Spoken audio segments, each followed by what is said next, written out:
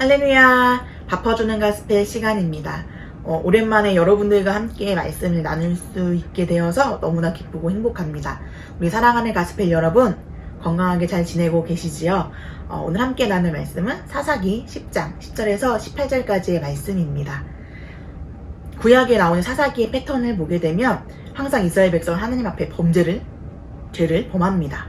그러고 나면 그들에게 고난이 찾아오고 그 고난 가운데 너무나 힘들게 지내다가 하나님이 딱 생각이 나서 하나님께 부르짖는, 즉 회개를 하고 다시 하나님이 그 회개의 소리를 들어주시고 그들을 건져주시는 이런 패턴이 사사기의 일반적인 패턴입니다. 오늘 이 패턴이 저와 여러분이 나누는 말씀에도 적용이 되는지 한번 보시면서 생각하시면서 말씀을 나누면 좋을 것 같습니다. 10절에서 11절 말씀은 구원의 은혜를 입고 살아가고 있는 이스라엘에 대한 말씀입니다. 이스라엘은 또다시 하나님을 버리고 우상인 바알을 섬겼습니다. 그 결과 그들은 이방 민족의 압제에 놓이게 되고 또 그들의 압제로 인해서 그들의 매일의 삶은 공고하게 되었습니다. 그때 이스라엘은 하나님을 생각합니다. 그래서 하나님을 찾아서 자신들을 건져내달라고 하나님께 도우심을 구합니다. 그러나 하나님께서는 이스라엘 백성에게 하나님이 이제껏 구원해 주신 구원의 7가지의 일을 말씀해 주십니다. 하나님께서는 왜 그들의 구원해달라는 부르짖음 가운데 건져주지 아니하시고 왜 하나님 이제껏 이들에게 베푸신 구원의 은혜를 말씀해 주신 걸까요? 바로 이스라엘이 구원의 은혜를 입고 범죄했다는 사실을 상기시켜 주시기 위함입니다. 죄란 무엇일까요? 바로 하나님의 은혜를 망각하여 세상 사람들과 다를 바 없는 삶을 사는 삶, 즉 창조주 하나님으로부터 떠나 자신의 삶에 집중하여 하나님을 피하는 삶을 말합니다. 13, 14절 말씀은 이스라엘 백성이 자신들의 죄를 고백하고 하나님의 도움을 구해 부르짖었지만 하나님께서는 그들의 구원의 요청을 거절하신다는 말씀입니다. 아까 제가 앞서 설명해드린 것처럼 이스라엘 백성들이 죄를 짓고 고난을 당하고 그러고 나서 하나님 앞에 부르짖으면 하나님 그 부르짖는 소리를 들으시고 그들을 구원해 주셨던 것이 일반적인 내용이었는데 오늘 말씀은 하나님께서 단호하게 그들의 부르짖음을 거절하시고 있는 말씀입니다. 하나님께서 14절 이렇게 말씀하십니다. 가서 너희가 택한 신들에게 부르짖어 너희의 환난 때에 그들이 너희를 구원하게 하라 라고 말씀하십니다. 이 말씀을 통해서 우리가 알 수 있는 건 하나님의 진노가 크다라는 겁니다.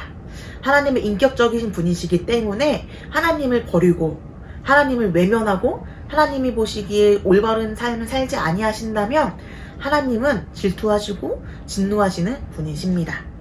또한 우상이 그들을 구원할 수 없는 헛되고 무능력한 것임을 깨닫게 하시려고 하나님은 강하게 말씀하셨습니다.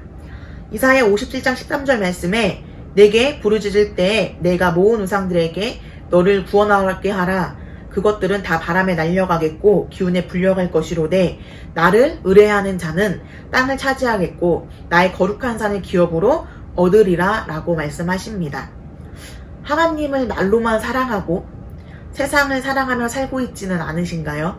하나님의 말씀이 중심이 되는 삶을 살겠다고 다짐하지만 세상의 것에 우선순위를 두고 혹시 말씀을 잠시 밀어두고 그런 삶을 살고 계시지는 않으신가요? 하나님이 지금 말씀하신 것처럼 세상의 것, 하나님보다 더 좋다라고 여겨지는 그 모든 것들은 우리를 구원해 줄 수 없습니다. 오직 저와 여러분을 구원해 주실 수 있는 분은 바로 예수님 한 분임을 우리는 날마다 기억해야 합니다. 하나님께 부르짖으며 하나님의 도우심을 구하며 자신들이 섬긴 이방 신들을 제거하는 이스라엘의 그런 모습을 보시고 하나님은 16절에 근심하신다라고 말씀하십니다. 하나님이 그 하시는 근심은 무엇일까요? 이스라엘 백성을 괴롭히고 있는 이방 민족 암몬에 대한 근심일까요? 아닙니다. 하나님이 근심하신 이유는 이스라엘 백성의 공고 때문입니다. 이스라엘의 공고는 무엇일까요? 암몬에게 당하는 압제가 아닌 하나님의 구원을 간청하고 있는 그들의 수고를 말씀하고 있습니다. 그로 인해 하나님은 근심하셨습니다. 이는 이스라엘의 부르짖음에 대한 하나님의 호의적인 반응이 아니라는 걸 알 수 있습니다. 이스라엘의 헛수고 때문에 야훼 하나님이 마음이 상했음을 표현하고 있는 구절입니다. 하나님께서는 이스라엘의 부르짖음을 들으시고 암몬의 압제로부터 구원해 주시겠다라고 하지 않으셨습니다. 그런데 그렇게 하나님께 구원해달라고 부르짖었던 이스라엘 백성은 가장 중요한 순간에 하나님께 하나님의 뜻을 구하는 사람이 아무도 없었습니다. 이전까지의 사사들은 하나님께 항상 묻고 전쟁에 나아가 싸웠습니다. 이스라엘 백성이 진정으로 하나님께 회개하였다면 아마도 하나님께 뜻을 구했을 것입니다. 그들의 삶에 적어도 작은 변화가 일어났을 것입니다. 하나님의 은혜를 다시 기억하며 하나님 중심, 말씀 중심이 되어 하나님께 뜻을 구하는 기도를 했을 것입니다. 그러나 그들은 그렇게 하지 않았습니다. 그들의 좋을 대로 그들은 전쟁에 나아가려고 했습니다. 요즘 우리는 한 번도 경험하지 못한 시대를 살아내고 있습니다. 그렇다 보니 내가 제일 어려운 것 같고 하나님이 나의 기도를 들어주지 않으신 것 같기도 하는 어둠 가운데 있다라고 느낄 때가 있는 것 같습니다. 그럼에도 불구하고 저와 여러분이 해야 하는 일이 무엇일까요? 바로 마음과 삶의 중심이 하나님이심을, 또한 오늘도 우리가 살아낼 수 있는 힘을 주시고 계시는 분이 하나님이심을 잊지 말아야 합니다. 저와 여러분을 구원해 주신 그 하나님의 사랑의 은혜를 우리는 잊지 않고 살아야 하는 하나님의 거룩한 자녀입니다. 지금은 힘들어서 하나님의 은혜가 보이지 않는 것 같지만 이 힘든 시간이 지나가면 맞아. 그때 하나님의 은혜로 내가 살아냈었어.